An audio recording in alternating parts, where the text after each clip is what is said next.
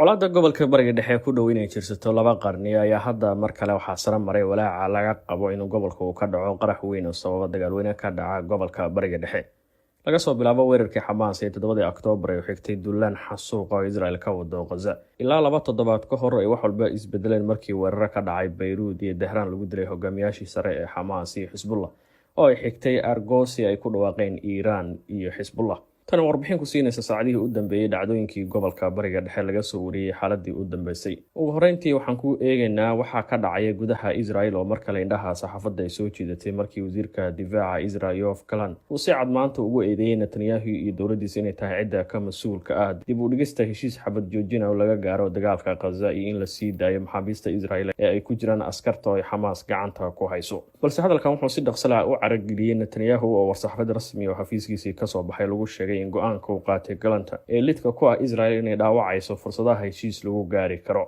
iyadoo qoraalku intaa ku daray inay ahayd Gallant inuu weeraro Sinwar oo diiday sida ay sheegeen inuu wafdi u diro wadaxaajoodka 15 bisha Agost Qaahira iyo Dooxa midkood ka furmaya. Israel waxay leedahay hal doorasho kaasoo ay guul gaarto. Awaamirta ra'iisul wasaarahana waa waajib in qof walba uu tixgeliyo oo uu ku jiro Gallant ayaa ugu dambeyntii lagu sheegay war-saxaafadeedka uu baahiyay xafiiska Netanyahu. Heerka ugu sarreeya kalsooni darrada iyo kala aragtidoonaanta ka jirta gudaha Israel intaas kuma ekaan oo jahwareerka ayaa weli sii socda, taas oo tilmaamaysa in Netanyahu uu laba daran mid doore dhexda u fadhiyo. waxaana wax walba oo maanta dhacay dab ku sii shiday wasiirka midagta fog ee cunsuriga ah ee amniga Israel Ben Gvir, kaasoo isagana maanta sheegay inuu Netanyahu ku wargeliyay haddii uu ansixiyay heshiiska ay ogolaatay Xamaas ee xabadjoojinta Gaza inuu ka baxayo dowladda tan oo ku soo aadaysa maalin kadib markii uu sheegay inuu doonayo Falastiiniinta degan Gaza in la qaxiyo oo noqon doono Israa'iiliga ugu horeeya dega Gaza marka laga qaxiyo Gazaanka halkaasi degan. inta oo jirta qodobka walaaca leh ee warbixinta ayaa ka yimid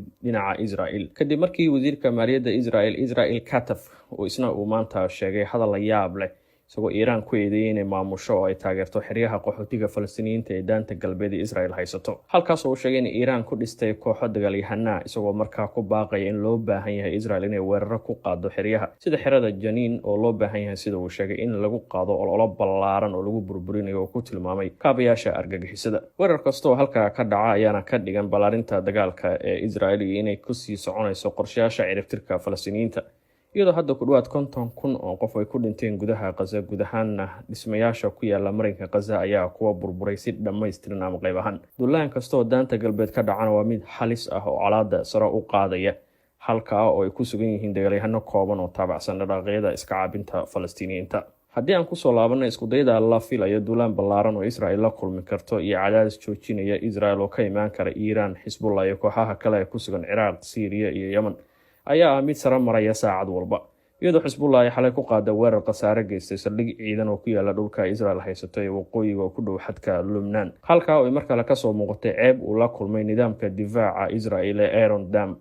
oo ay ku gudbeen gantaalada ay Xisbullah ku weerartay saldhigga ciidan oo ku yaala aagga waqooyi xadka Lubnaan, walow aysan Israel ilaa hadda wax warbixina ka soo bandhigin khasaaraha weerarkaasi ka dhashay, iyadoo muuqaalo la baahiyayna la arkayay qaraxyada ka dhex dhacaya gudaha saldhigga. Mareykanka ayaa si aan kala har lahayn u muujinaya Israel inuu difaacayo kadib markii xogayaha difaaca Mareykanka Austin uu sheegay inuu ku wajahan yahay bariga dhexe gujiska xambaara gantaalada nuclear-ka USS Georgia, iyadoo ay markabkan saaran yihiin in ka badan 154 gantaal oo cruise-ka ah iyo madaxyo nuclear ah. Austin ayaa sidoo kalena xaqiijiyay in markabka burburiyaha ee diyaaradaha xambaara ee Abraham Lincoln oo isagu mar horeba usoo jihaystay bariga dhexe uu kusoo dhow yahay islamarkaana kusoo siiqayo aagaga taliska dhexe ee Mareykanka ee bariga dhexe sida uu sheegay. waxaana uu ku hubeysan yahay markabkan diyaaradaha dagaalka ee jiilka shanaad ee F-35C. sidoo kalena waxaa ku xiran nidaamyo difaac iyo diyaarad kaloo dheeraad ah kuwaas oo ka digi kara weerarada islamarkaana fulin kara weeraro elektrooniga iyo difaac dhammaystiran oo ay uga hortegi karaan gantaalada iyo weerarada kale ee ka dhici kara aagaga loo baahan yahay inay ka howlgalaan. tallaabooyinkan hore looga arag bariga dhexe 10 sano wuxuu Mareykanku u sameynayaa si loo difaaco Israel hoosna loo dhigo weerar baaxad leh oo Iiraan iyo kooxaha taageertay ku qaadi karaan Israel, iyadoo markii ugu horeysay ay soo baxday in Iiraan weerarkan u adeegsan karto gantaalada ridada dheer ee Ruushka uu soo saaro kuwaasoo burbur gaarsiin kara Israel. waxaana loo arkaa Mareykanka ujeedada uu ka leeyahay bariga dhexe inuu kusoo daabulo nidaamkiisa difaaca iyo weerar, sababtoo in hanjabaadaasi ay yareyso suurtagalnimada weerar jihooyin kala duwan oo ay la kulmi karto Israel kaasoo dhalin kara dagaalweyne gobolka oo dhan wada gaara. xiisadan ayaana sidoo kale ku jiiday dalalka khaliijka ee ku hareereysan Israel in ay raadiyaan islamarkaana dadaalo dulmaasideed xoogga saaraan. Dadaalkooda dhan hadda wuxuu la xiriiraa sidii loo joojin lahaa dagaalka Gaza, iyagoo filanaya markastoo dagaalka la joojiyay xiisadan hoos u dhacayso. Walow saraakiil sare oo Iiraan ah oo ka mid yahay ergeyga gaarka ah Iiraan u fadhiya qaramada midoobay uu muujiyay haddii si dhammaystiran dagaalka Gaza loo joojinayo inay Iiraan ka baaqsan karto jawaabteeda. Dhinaca gudaha Iiraanna ayaa waxaa laga soo sheegayaa diyaargarow heerkiisu sarreeya oo warbaahinta Tehraan ay ku sheegtay mid aan horey loo arag, markii nidaamka difaaca iyo kuwa ka hortaga weerarada danabaysan lagu rakibay xarumaha muhiimka iyo magaalooyinka waaweyn ee gudaha Iiraan oo Tehraan oo caasimad ay ku jirto.